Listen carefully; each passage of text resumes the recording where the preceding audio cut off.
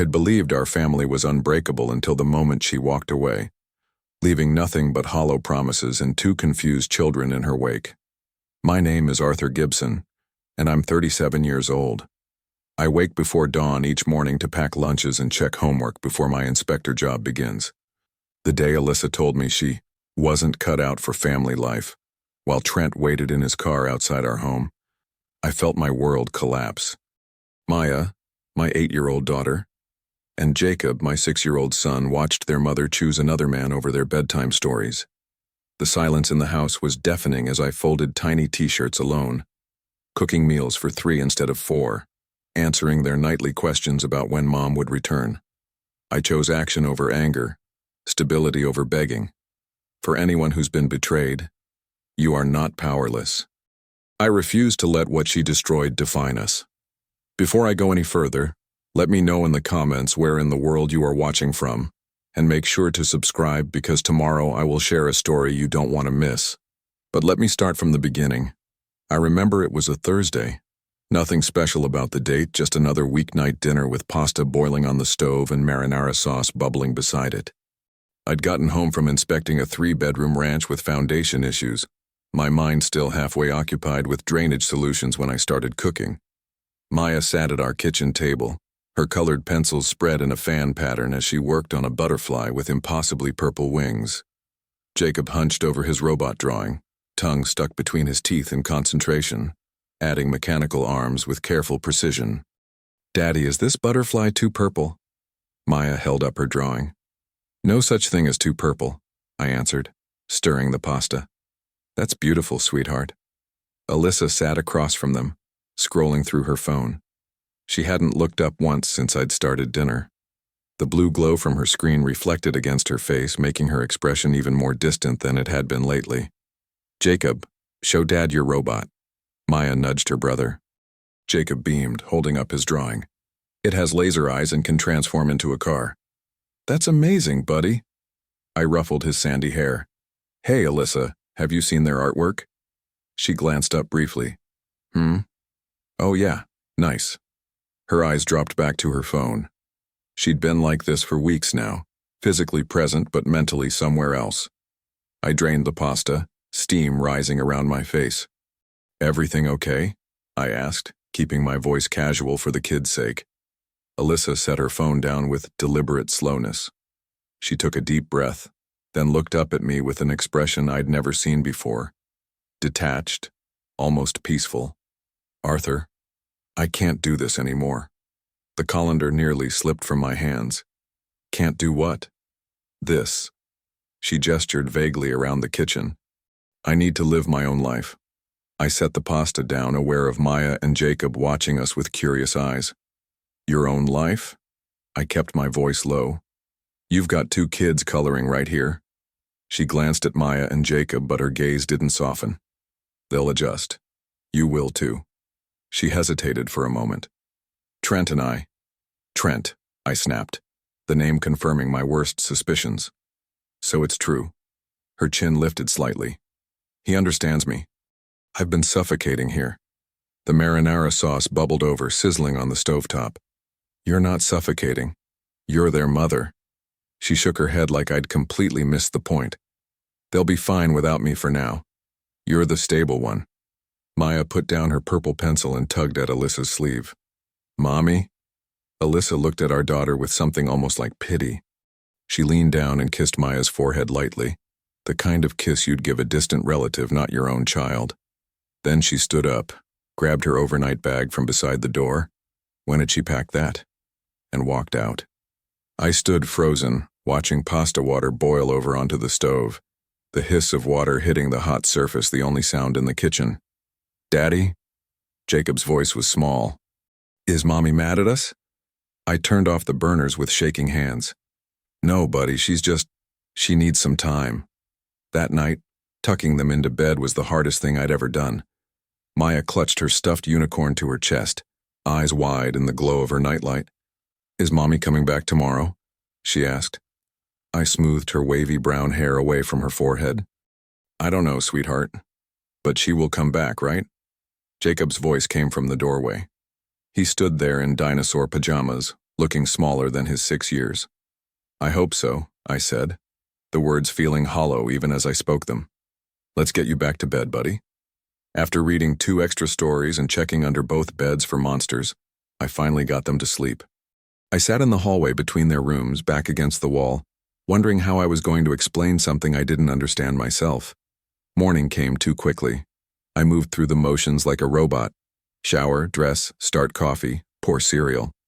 The house was too quiet without Alyssa's morning playlist and her constant chatter about the day ahead. Maya was the first one down for breakfast, her eyes puffy from crying and her sleep. She climbed onto her chair and watched me pour milk over her cereal. "Did Mommy forget us?" she asked, her voice barely above a whisper.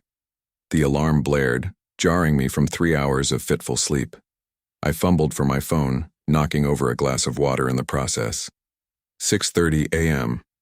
I had 3 home inspections scheduled today, and no Alyssa to handle the morning routine. I stumbled into the shower, letting the cold water shock me awake while I ran through the day's logistics in my head. Maya needed to be at school by 8:15.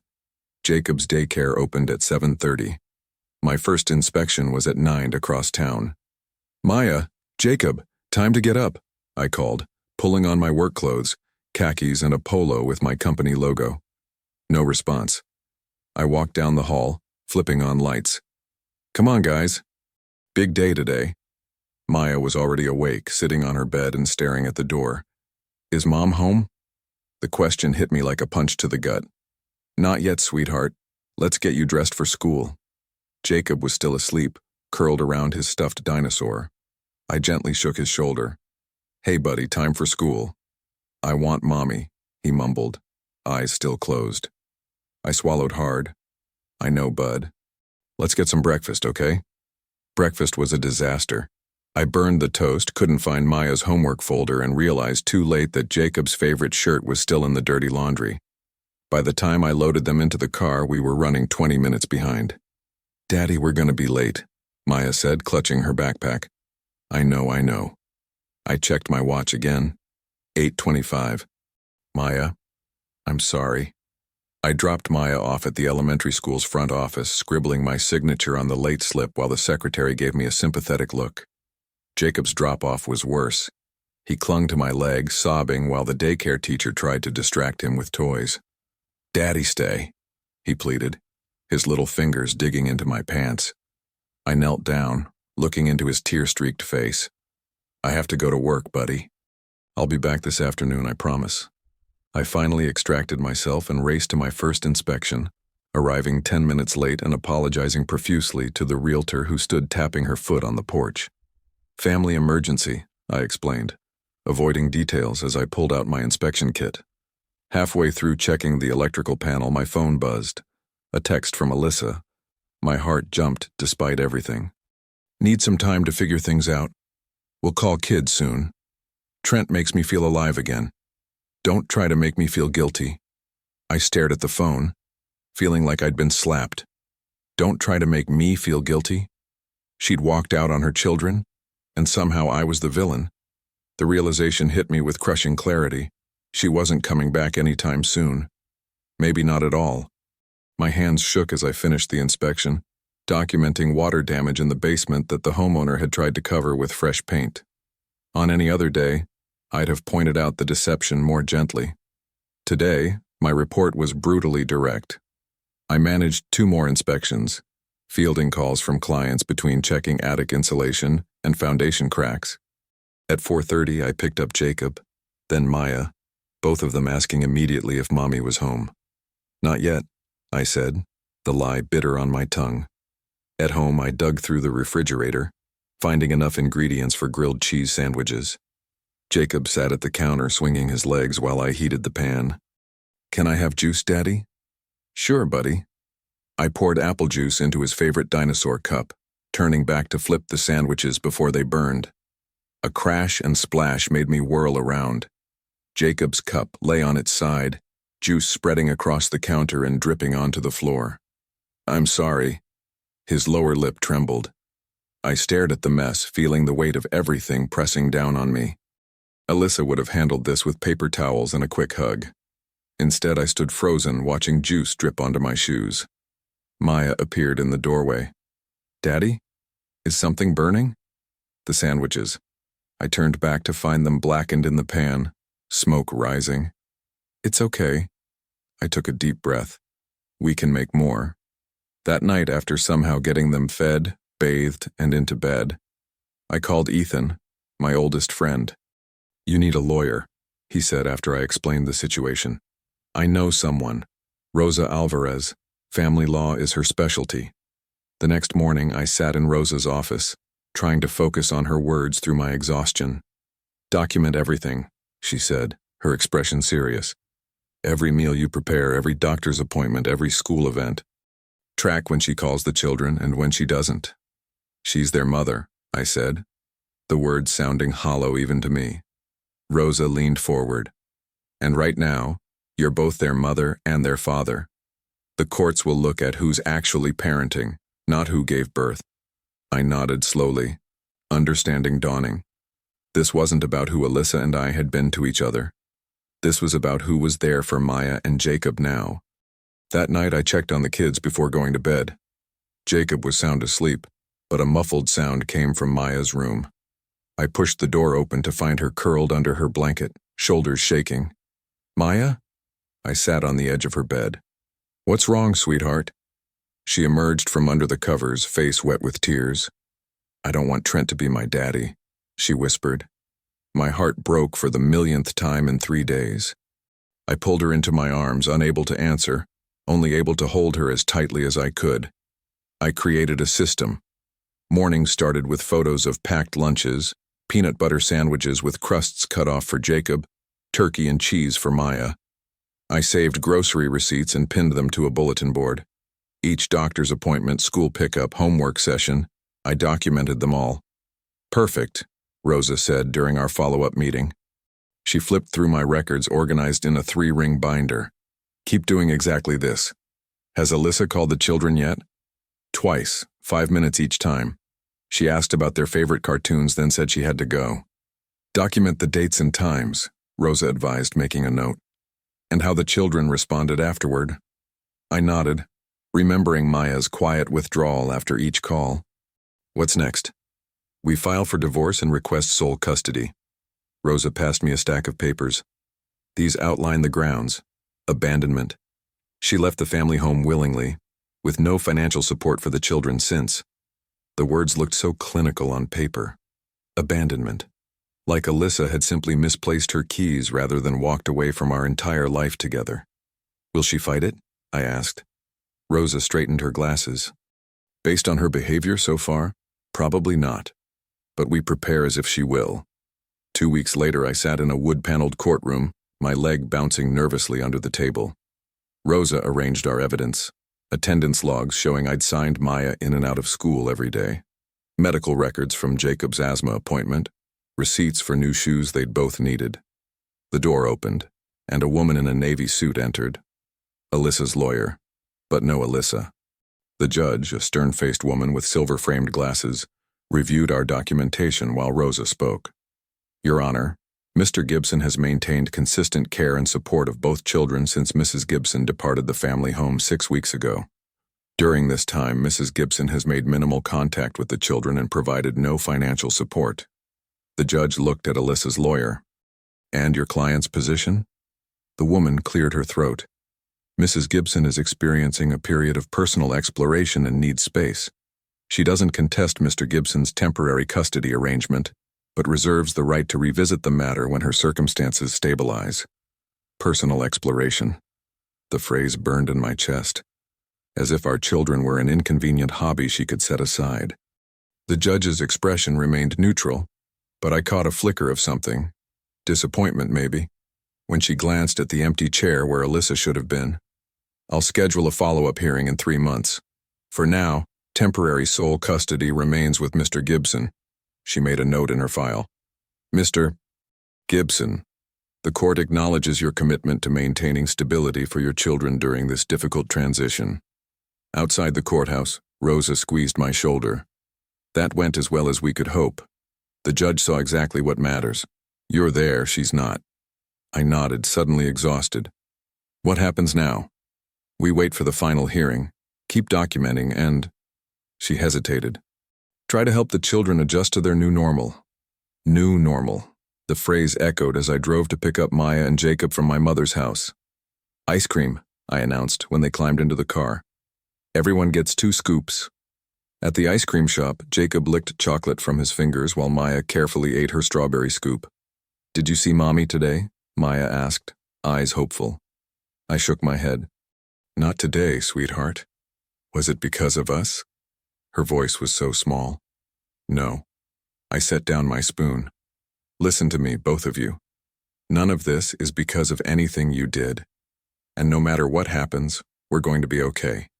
We'll still have breakfast together and I'll still help with homework, and we'll still watch movies on Friday nights." Maya nodded slowly. Jacob, oblivious to the weight of the conversation, pointed at my melting ice cream. "Daddy, you're wasting it." That evening, after homework and baths and bedtime stories, I checked the mailbox. An official envelope waited inside. My hands trembled as I opened it. Divorce papers formally filed by Alyssa, requesting an uncontested dissolution. I spread them on the kitchen table, reading each page by the dim light above the sink.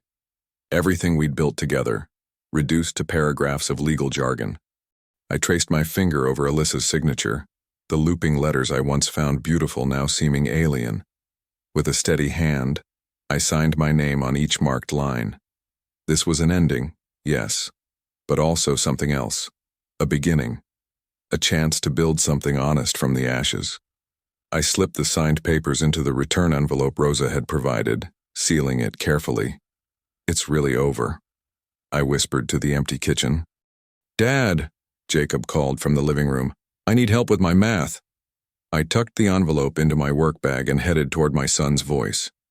3 months after that first court appearance, I stood in the same wood-paneled courtroom. This time, my shoulders were straighter, my voice steadier. The file in front of the judge was thicker. Months of documentation showing every aspect of our lives without Alyssa. "Your Honor," Rosa said. "Mrs. Gibson has maintained minimal contact with the children. She's attended only 1 scheduled visitation in the past 12 weeks and has provided no financial support." Again, Alyssa wasn't there. Just her lawyer with a thin folder and a rehearsed explanation about Alyssa's continuing personal journey. The judge removed her glasses, rubbing the bridge of her nose. "Mrs. Gibson's absence speaks volumes. This court values parents who show up." She looked directly at me. "Mr. Gibson, the court grants your petition for sole legal and physical custody of Maya and Jacob Gibson." A strange feeling washed over me, like standing in the ocean when a wave hits. Relief and sadness crashed together, leaving me breathless. The divorce is hereby finalized under the terms presented. And just like that, it was over. 8 years of marriage dissolved with the tap of a gavel. In the hallway, Rosa squeezed my arm. "You did well in there, Arthur. No drama, no accusations, just facts and consistency. That's what won this." I nodded, throat tight. "What do I tell the kids?" "The truth at their level. That the court agreed they'll live with you, that you'll always take care of them, and that their mother can visit when she's ready." She tilted her head. "You've been doing this alone for months already. The only thing that changed today is the paperwork." That evening, I sat Maya and Jacob on the couch. Outside, the autumn wind scattered leaves across our yard, red and gold scraps tumbling over each other. "Remember how I told you Mommy and I won't be married anymore?" I began. Maya nodded solemnly. Jacob kicked his feet against the couch. "Today the judge made it official. You'll be living with me from now on, right here in our house." "Forever and ever?" Jacob asked. "Forever and ever," I confirmed. "This is our home now. We'll always be together here." Maya's eyes, so much like her mother's, studied my face. "Will Mommy ever come back?" I chose my words carefully. "Mommy can visit you, but this is where you'll live. With me." Maya seemed to accept this, leaning against my shoulder. Jacob, already bored with the conversation, slid off the couch to find his Legos. The weeks that followed brought a new rhythm to our lives. I threw myself into work, finding unexpected comfort in the routines of home inspections, checking foundations, testing water pressure, examining electrical panels. There was something reassuring about problems you could identify and fix. Word spread among realtors about my thorough reports. "You caught issues our last inspector missed," one agent told me, passing my card to her colleague. Soon my schedule filled with requests, and I could charge premium rates. The extra income helped with the childcare costs that had doubled since Alyssa left. I started posting before and after photos of my inspections online. Cracked foundations repaired, faulty wiring replaced. People followed my account, leaving comments about homes I'd helped them buy or sell. "This guy saved us from buying a money pit." "Most detailed inspection report we've ever seen." "Single dad goals, taking care of business and his kids." That last one made Maya laugh when she peeked over my shoulder one evening. "Dad, you're famous," she giggled, pointing at the growing number of followers. I smiled, feeling an odd mix of pride and humility. "Not famous, sweetheart, just doing my job."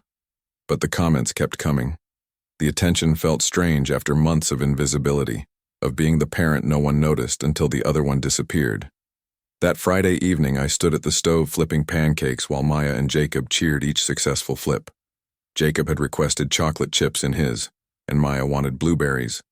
The kitchen smelled of butter and sweetness. "Higher, Dad," Jacob shouted as I tossed a pancake. I caught it with a dramatic flourish, making them both laugh. For the first time in months, the sound of their laughter didn't feel forced or hollow. As I served their plates, sticky syrup dripped across the table. Maya began telling a story about her art class while Jacob methodically separated his chocolate chips from the pancake. That's when I noticed it, a shadow outside the window. Someone standing on the sidewalk watching our house. I put down the spatula and moved to the window, peering into the gathering darkness. The figure turned quickly and started walking away. "Stay here," I told the kids, trying to keep my voice casual. "I'll be right back." The crisp evening air hit my face as I stepped onto the porch. Our street was quiet except for the rustling of leaves across the pavement. I scanned both directions but saw nothing except a neighbor walking their dog at the far end of the block. Had I imagined it? No, there'd definitely been someone watching us. In the distance, I heard footsteps fading, too quick for a casual stroll. My skin prickled. I stood there another minute listening as the sound disappeared completely. Back inside, I locked the door, something I'd rarely bothered with before Alyssa left. Maya and Jacob were still at the table, chocolate and syrup smeared across their faces. "Who was it, Dad?" Maya asked. "Nobody important," I said, forcing a smile. "Just checking something." That night, I double-checked all the locks before bed. The next morning, while the kids were brushing their teeth, my phone buzzed. Rosa Alvarez. "Arthur, I wanted to update you," she said, her voice professional as always. "It's been 3 months since the custody arrangement, and Alyssa has made no formal request for visitation." I leaned against the kitchen counter. "None at all? Not even an inquiry about the process? I thought you should know." After we hung up, I stood there holding my phone. Despite everything, I'd assumed Alyssa would eventually want to see Maya and Jacob. What mother disappears completely? I pictured her with Trent laughing in some bar, her children's faces fading from memory like old photographs. "Dad, I can't find my blue sock." Jacob's voice broke through my thoughts. "Check the dryer, buddy." Real life. This was real life. Socks and toothpaste and school lunches. Not whatever fantasy Alyssa was chasing. That weekend, Maya had her first dance recital since the divorce. I sat in the auditorium with Jacob fidgeting beside me, waiting for her class to perform their routine to Walking on Sunshine. When Maya appeared in her yellow costume, I whistled and cheered so loudly that several parents turned to look. I recorded the whole thing on my phone, zooming in as she twirled and leaped across the stage. Her face glowed with concentration, then broke into a smile when she spotted us. "That's my sister," Jacob shouted, clapping so hard his little hands turned red. After the recital, I hugged Maya tight. "You were amazing, sweetheart." "Did you get it on video?" she asked, bouncing on her toes. "Can we watch it at home?" "Got every second," I promised. That night, after they were asleep, I edited the video and posted a short clip online. I'd started sharing more of our family moments, partly to document our new life, partly to remind myself we were doing okay. The comments poured in immediately. Such a talented little dancer. You're killing the single dad thing, Arthur. Maya looked so happy and confident. I smiled, scrolling through the notifications. Then I saw it. A private message. From Alyssa. I want to see my children. You can't keep posting their lives online and shut me out. My jaw tightened. Shut her out? She'd walked out that door.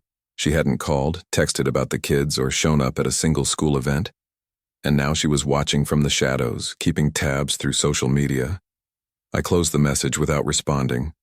The following morning, Maya was quiet at breakfast. I poured her cereal, waiting. "Daddy?" she finally said. Leah at school asked why my mom didn't come to the recital. I set down the milk carton. "What did you say?" She shrugged, pushing her spoon through floating Cheerios. I said, "I don't know." I sat beside her, choosing my words carefully. "You know, Maya, love means showing up. It means being there for pancakes and recitals and homework. Your mom, she's figuring some things out right now. Does she still love me?" The question hit like a punch. "You are never forgotten," I said firmly. "Not by me, not by Jacob, not by anyone who truly loves you." She nodded, seemingly satisfied for now. That night, after tucking them in, I opened my phone to find another notification. A tagged photo. Someone had seen Alyssa and tagged me, perhaps not knowing our situation. There she was, smiling broadly at a bar, Trent's arm around her waist. They looked happy, carefree. The timestamp showed it was from the night of Maya's recital. I stared at the image until my screen went dark, a slow burn of anger building in my chest. Not for myself, I was past that, but for Maya asking if her mother still loved her while Alyssa was out celebrating. I set the phone down and walked to the window, staring at the empty street outside, wondering if she'd be back to watch us from the shadows again. A month slipped by. We found our rhythm: school drop-offs, inspections, homework, dinner. Not perfect, but stable. The kids seemed to settle into our new normal, asking about Alyssa less frequently. I was inspecting a split-level ranch when Ethan called. We'd been friends since college, and he'd been my rock through all this. "You're not going to believe this," he said, his voice practically vibrating with the news. "Trent got fired yesterday." I paused, flashlight in hand, halfway through checking a water heater. "What happened?" "Falsifying expense reports. Been doing it for months. Claiming client dinners that never happened. Doubling up on mileage. The whole office knows." I let out a low whistle. Can't say I'm surprised. Thought you'd want to know. Guy who steals from his company, steals from his friends too. "Thanks for telling me," I said, continuing my inspection. "How'd you find out?" "My cousin works in their accounting department. Said Trent's been escorted out with a box of his stuff. No references, nothing." After we hung up, I stood in that stranger's basement thinking about karmic justice. The man who'd helped destroy my family was watching his own life crumble. I should have felt satisfaction, but mostly I felt nothing. Trent's problems were his own. My focus was on Maya and Jacob. Remember when you first learned someone who hurt you was facing their own troubles? That strange mix of vindication and hollowness? That's where I was, acknowledging the irony but refusing to let it distract me. That weekend, I surprised the kids with a backyard campout. We pitched our old tent, dragged out sleeping bags, and roasted marshmallows over a small fire pit. "Dad, are there bears in the backyard?" Jacob asked, his face sticky with chocolate and marshmallow. "Only teddy bears," I said, ruffling his hair. The night air felt clean and cool. Jacob fell asleep quickly, clutching his stuffed dinosaur. Maya stayed awake longer, staring up through the mesh roof at the stars. "Are we okay, Dad?" she whispered. The question caught me off guard. "What do you mean, sweetie?" "Just us. Are we okay without Mom?" I pulled her closer. "We're more than okay. We're strong. We take care of each other." She nodded against my shoulder. "I'm glad you're my dad." Those 5 words made everything. The stress, the paperwork, the double duty of parenting. Worth it. The following Wednesday, I met Rosa at the courthouse for another custody review. These were becoming routine. checking in with the court to ensure everything remained stable. "Your situation is exemplary, Arthur," Rosa said as we walked the courthouse steps afterward. "The judge has no concerns whatsoever. Your custody is completely secure." Relief washed over me. "No challenges from Alyssa's side?" "None. Her attorney hasn't filed anything since the initial response." I nodded, feeling a weight lift. This narrative, our lives, was finally under my control. Not Alyssa's, not the court's. Mine. Work continued to improve too. A local contractor started referring all his clients to me for pre-purchase inspections. The extra income meant I could hire a weekly house cleaner, giving me more time with the kids. I'd been posting more inspection walkthroughs online, simple videos showing what homeowners should look for. People seemed to appreciate the straightforward advice. Comments piled up. "Finally, someone who explains things clearly. Wish we'd had you inspect our first house. Would have saved thousands. Single dad who knows his stuff." Pretty impressive combo. That last type of comment started appearing more frequently. Women noticing not just my work, but my dedication to Maya and Jacob. I shrugged it off. Dating wasn't on my radar, but I'd be lying if I said the validation didn't feel good after Alyssa's rejection. One evening, while scanning through comments, I noticed a familiar name had viewed my stories multiple times. Alyssa. She hadn't commented or reached out again after that initial message, but she was watching. Watching our lives continue without her. The weather turned cooler. October brought changing leaves and Halloween preparations. Maya wanted to be a scientist. Jacob insisted on being a T-Rex. I bought fabric and started piecing together costumes at night after they went to bed. It was during one of these quiet evenings, scissors in hand, cutting green felt for Jacob's dinosaur spikes, when the doorbell rang. Strange. It was nearly 8 p.m., too late for package deliveries or neighbors. I set down the scissors and walked to the door. Through the peephole I saw her, Alyssa. She wore a thin dress despite the crisp autumn air. Her hair was pulled back, not styled like it used to be. And her eyes, they were wet with tears. I opened the door, my hand gripping the doorframe. "Arthur," she said, her voice breaking. "Can I come in, please? I need to talk to you." I stepped back, keeping my hand on the door. 5 minutes. The kids are getting ready for bed. Alyssa's shoulders relaxed as she crossed the threshold. Her perfume, the same one she'd always worn, filling the entryway. She scanned the living room, her eyes catching on the children's artwork now framed on the walls, the new throw pillows, the absence of her decorative touches. "It looks different," she said. "It is different." I heard small footsteps on the stairs. Maya appeared first, Jacob trailing behind her. They froze halfway down, staring at their mother like she was a stranger. "Maya? Jacob?" Alyssa's voice lifted, arms opening wide. "Oh, my babies, I've missed you so much." Neither child moved. Jacob's fingers curled around the banister while Maya's eyes darted to me, seeking direction.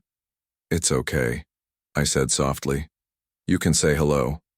Maya descended slowly, Jacob glued to her side. They stopped several feet from Alyssa, maintaining a distance that spoke volumes. "Look how big you've gotten." Alyssa knelt, her eyes glistening. "Maya, your hair is so long now. And Jacob, you're practically a big boy." Jacob pressed himself against Maya's side. My daughter managed a small hi that sounded more like a question than a greeting. Alyssa's smile faltered. "Don't you want to give Mommy a hug? I've thought about you every single day." When neither child moved, pain flashed across her face. She stood, turning to me with accusation in her eyes. "What have you told them about me?" "The truth," I said simply. "That you left." "I never stopped loving them," she insisted, her voice rising. "I never stopped loving any of you. I needed to figure things out." The words hit me like a physical blow. Figure things out? While they cried themselves to sleep asking for you? Alyssa flinched. "It wasn't like that. I called twice in 6 months." Maya tugged at my hand. "Dad, can we go finish our story?" I squeezed her fingers reassuringly. "In a minute, sweetheart." Alyssa's composure cracked. "Please, Arthur, just listen. Trent, he wasn't what I thought. He promised so many things, but nothing was real. Her voice dropped to a whisper. I made a terrible mistake. Where is he now? I asked, already suspecting the answer. She looked away. Gone. He lost his job. Some trouble with expense reports. He started drinking more, blaming me for his problems.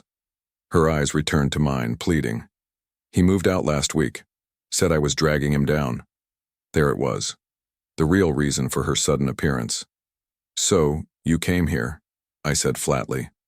I came home, she corrected, desperation edging into her tone. This is still my home. These are still my children. I glanced down at Maya and Jacob, both pressed against me now. Kids, why don't you go upstairs and pick out your pajamas? I'll be up in a few minutes. They didn't need to be told twice. Jacob practically ran up the stairs, Maya following with one backward glance. When they were out of earshot, Alyssa stepped closer. I've seen your posts online, Arthur. Your business is doing so well. And those women leaving comments. Her voice hardened with unmistakable jealousy. They don't know you like I do. They have no right. Stop. I cut her off. This isn't about them. Then what is it about? I'm their mother. I made a mistake and I'm trying to fix it. I looked at her. Really looked at her. Behind the tears and pleading, I saw something I'd never noticed before, a profound selfishness. She wasn't here because she missed the children. She was here because her plan had failed. You're not jealous of women commenting on my posts, I said quietly. You're jealous of the man I became without you. The truth of it hung between us. Her face crumpled. Please, Arthur. I have nowhere else to go. I can sleep on the couch. I just want to be near them again. Near you. She reached for my hand, but I stepped back. Dad? Maya's voice came from the top of the stairs. She stood there in her pajamas, Jacob half hidden behind her. Both watched with wide, uncertain eyes. Alyssa turned toward them, sobbing now. Maya, Jacob, please tell Daddy you want me to stay. Don't you want Mommy to come home? Jacob's grip on my hand tightened painfully. Maya moved behind me, her small fingers clutching my shirt. I looked at Alyssa, my voice steady and final. This is not your home anymore. She froze, tears streaking down her face, the silence of rejection filling the room. But Arthur, I pointed to the door. You need to leave, now. I shut the door firmly but not violently, hearing Alyssa's stifled sob from the other side. For a moment I just stood there, hand still on the doorknob, a strange emptiness washing over me. Not sadness exactly. More like the hollow feeling after finally putting down a heavy weight you've carried too long. The kids hadn't moved from the stairs. Maya's eyes were wide, questioning. Jacob's face was buried against his sister's shoulder. Is she gone for real, Dad? Maya asked. I took a deep breath. Yes. Let's go finish that story. That night, I tucked them in with extra hugs and stayed until they fell asleep. After, I sat on my bed staring at the wall, replaying Alyssa's desperation, her convenient return only after Trent had abandoned her. The selfishness of it all made my stomach turn. In the morning, sunlight streamed through the kitchen windows as I flipped pancakes. Maya sat at the counter carefully cutting strawberries while Jacob arranged them into smiley faces on each plate. The normalcy of it felt like a victory. We need to talk about something important, I said, keeping my voice gentle but direct. About Mom. Maya's knife paused mid-cut. Jacob's eyes darted up to mine. Your mom might call or text or even come by again, and that's okay, she's still your mom. I slid pancakes onto their plates. But she's not going to live with us again. Never ever? Jacob asked, his voice small. I crouched down to their level. Nobody. But that doesn't mean you can't see her or talk to her. I'll always be civil with her for your sake. Maya nodded, seeming to process this. Like Tommy at school. His mom and dad live in different houses, but they don't yell at each other anymore. Exactly like that. Jacob didn't say anything, just leaned against me, his small body warm against mine. I held him close, breathing in the scent of his shampoo, that familiar smell of bubblegum that always made me think of bath times when he was a toddler, giggling as I made foam hats on his head. Will she be sad?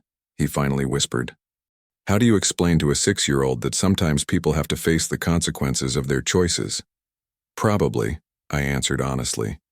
But being sad is sometimes how we learn to make better choices next time. My phone buzzed. A text from Ethan. Heard through the grapevine that Trent's living in Mike's basement now. Nobody will hire him after that expense report scandal. Guess karma works after all. I put the phone down without replying. There was no satisfaction in Trent's downfall, just the hollow confirmation that betrayal has a way of circling back. They had both chosen this path, chasing something they thought would make them happier. Now they were alone, each in their own way. The week moved forward. I finished 3 inspections, including a sprawling Victorian that had been sitting empty for years. The foundation issues I uncovered saved my client thousands, and her gratitude translated into an immediate referral to her sister's real estate company. "I don't know how you spotted that crack behind the paneling," she said, shaking my hand. "You're the most thorough inspector I've ever worked with." That evening I posted a quick update about the inspection, with before and after photos of the hidden damage. Within an hour, comments rolled in. Most were professional, questions about signs homeowners should watch for, but a few were more personal. "Single dad and saving homes? Where do I sign up? Your kids must be so proud of their dad. That attention to detail shows in everything you do." I scrolled past them, oddly unmoved. 6 months ago, the validation might have meant something, proof that I was still worthy of attention after being abandoned. Now it just felt like noise. The only approval that mattered was happening in my living room, where Maya struggled through her math homework and Jacob sat cross-legged on the floor, determined to master whistling. "I can't get it, Dad," he complained after another failed attempt. "Keep trying. Your lips need to remember the shape." I demonstrated again, producing a clear note. Jacob puckered up, blew, and produced a weak, wavering whistle. His face lit up like I'd just handed him the world. "I did it!" Maya looked up from her multiplication tables, grinning. "That was actually pretty good, Jake." The 3 of us laughed together, the sound filling every corner of the house. This was enough. We were enough. Complete and whole without Alyssa. My phone lit up with a text notification. Alyssa's name appeared on the screen. "I always loved them. Can we talk again?" I looked at her words, then at my children. Maya chewing her pencil in concentration, Jacob still practicing his whistling. Without hesitation, I deleted the message and set the phone aside. Some doors once closed need to stay that way. I woke before the sun on Saturday, the house still and quiet in that special early morning way. Those peaceful moments before the kids stirred were like gold to me now. Time to breathe, to plan, to just exist, without anyone needing something. I padded to the kitchen in my worn flannel pajama pants and started the coffee maker. The familiar gurgle filled the kitchen as I pulled out flour, eggs, and milk. Pancakes had become our Saturday tradition. Something about the simplicity of it, the measuring, the mixing, the perfect flip, settled me. I'd gotten pretty good at making shapes too. Jacob always wanted dinosaurs. Maya preferred hearts. The sun was just peeking through the window when I heard the thunder of small feet down the hallway. "Pancake day!" Jacob shouted, sliding into the kitchen in his superhero pajamas. Maya followed close behind, her hair a wild tangle. "Can I help mix, Dad?" "Absolutely," I said, pulling out a second bowl. "And Jacob, you're on syrup duty." They circled around me like excited satellites, Maya carefully cracking eggs while Jacob meticulously arranged the syrup, butter, and plates on the table. We'd fallen into this rhythm so naturally that it was hard to remember how chaotic mornings had been 6 months ago. "Dinosaur for me." Jacob bounced on his toes as I poured batter onto the griddle. "Coming right up, buddy." Maya leaned against the counter watching the pancake bubble. "Remember when you made that one that looked like a blob and tried to tell us it was a T-Rex?" I laughed. "Hey, that was in my early pancake artist days." "It was pretty bad, Dad." She giggled. "Brutal honesty from the critic," I said, flipping a much-improved dinosaur shape. "How about this one? Much better?" She nodded seriously. Jacob cheered when I slid the dinosaur onto his plate, and Maya clapped when her heart-shaped pancake followed. I made myself a simple round one and joined them at the table. Their laughter filled the kitchen as Jacob drowned his dinosaur in syrup, and Maya carefully cut her heart into precise pieces. Looking at them, syrup on Jacob's chin, Maya's careful concentration, I felt something I hadn't in a long time. Peace. Not just the absence of chaos, but actual settled peace. After breakfast, we headed to the backyard with the small herb seedlings I'd picked up earlier in the week. The garden center lady had smiled when I'd explained we were starting an herb garden. "First-time gardeners?" she'd asked, helping me select basil, mint, and rosemary. "First time for a lot of things," I'd answered. Now I watched as Jacob carefully wrote labels on popsicle sticks with a marker. Basil and minty in wobbly letters.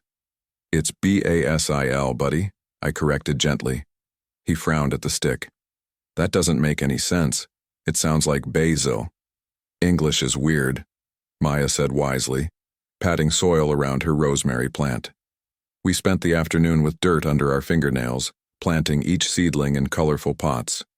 Jacob took his labeling job seriously, proudly sticking each marker into the appropriate pot. Maya carefully watered each one, explaining to Jacob how plants drink. I sat back on my heels, watching them work together. 6 months ago, I couldn't have imagined this scene, couldn't have pictured us finding our way to this simple joy from the wreckage Alyssa left behind.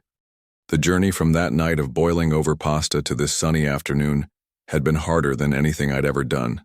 But here we were, stable, growing things. I thought briefly of Alyssa in her small rented apartment across town. According to mutual friends, she spent most evenings alone now. Trent had moved on quickly after losing his job, leaving her with nothing but regret and empty freedom. They'd both chased something they thought would make them happier, only to find emptiness instead. I felt no satisfaction in their struggles, just a distant sadness for what might have been. Their punishment wasn't something I'd created. It was simply the natural consequence of their choices. As the sun began to set, we carried our herb garden pots to the back porch and lined them up along the railing. The three of us sat on the steps, watching the sky turn orange and pink. "Dad?" Maya's voice was quiet. "Do you think Mom is sad now?" I put my arm around her shoulders. "Probably, honey. Because she misses us?" I chose my words carefully. "I think she probably does miss you. But sometimes people make choices, and those choices have consequences they didn't expect." Jacob leaned against my other side. "Like when I broke your coffee mug and had to use my allowance to buy a new one." I smiled. "Something like that, but bigger." We sat in silence for a moment, watching the colors deepen in the sky. "You know," I said softly, "the thing about love is that it isn't just about words or promises. Real love shows up, every day, especially on the hard days." Maya nodded against my shoulder. "Like you do." My throat tightened. "I'll always show up for you two. Always." Jacob hummed quietly, a tune I didn't recognize but that somehow fit the moment perfectly. We stayed there until the first stars appeared, then headed inside. After baths and bedtime stories, with both kids tucked in and the house quiet again, I stood at the front door. I turned the deadbolt with a solid click and slid the chain into place. This door, the same one Alyssa had walked out of with her overnight bag and empty promises, was sealed now. Not just with locks, but with certainty. What remained inside these walls was what mattered: stability, dignity, and the quiet peace we'd built together. I believe stories such as this find us for a reason. If this one touches you, please subscribe. I share a new one every day. In the meantime, there are 2 stories on the screen that are even better.